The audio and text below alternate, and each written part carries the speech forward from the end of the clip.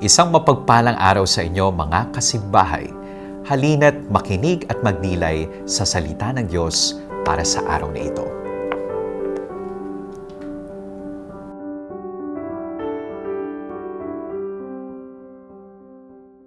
Ang mabuting balita ng Panginoon ayon kay San Juan. Noong panahong iyon, itinanong ni Pilato kay Jesus, "Ikaw ba ang hari ng mga Hudyo?" Sumagot si Jesus, "Iyan ba'y galing sa iyong sariling isipan o may nagsabi sa inyo?" "Ako ba'y Hudyo?" tanong ni Pilato. "Ang mga kababayan mo at ang mga punong saserdote ang nagdala sa iyo rito. Ano ba ang ginawa mo?" Sumagot si Jesus, "Ang kaharian ko'y hindi sa sanlibutang ito.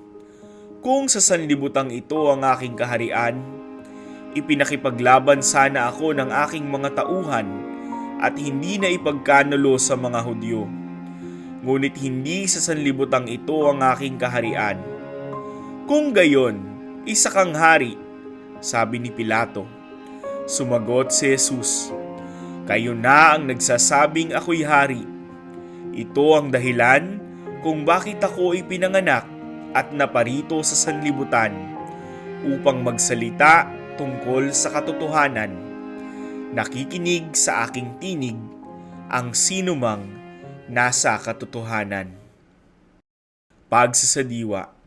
Sinimulang ipagdiwang ang maringal na kapistahan ni Kristong Hari noong 11 ng Disyembre 1925 sa ensiklikal na Quas Primas ni Papa Pio XI. Ipinahayag dito na si Jesus ang ating tunay na hari at tagapagligtas. Siya rin ang pinagmumula ng batas ng pag-ibig na inuuna ang Diyos at kapwa bago ang sarili. Sinasabi rin na si Jesus ang huwaran ng tunay na hari at sa pamamagitan lamang niya makakamit ang tunay na kapayapaan. Gayunman, masasabing ang kabuuang kapangyarihan, karangalan at kaluwalhatian ni Jesus mula sa Ama ay mabisang nailalarawan sa propesiya ni Daniel. "Ang nakita ko naman ay isang tila taong nakasakay sa ulap. Bumaba ito at lumapit sa nabubuhay magpakailanman. Binigyan siya ng kapamahalaan, ng karangalan at ng kaharian. Siya ay pinaglilingkuran ng lahat ng tao, bansa at wika. Ang pamamahala niya ay di matatapos at hindi babawiin at hindi mawawasak ang kanyang kaharian." Ito na nga si Kristo Jesus, ang hari ng ating buhay, ngayon at magpasawalang hanggan.